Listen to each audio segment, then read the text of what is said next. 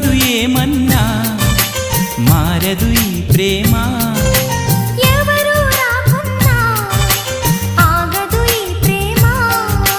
నెత్తుటి కత్తికి ఏనాడు లొంగదు ఈ ప్రేమ.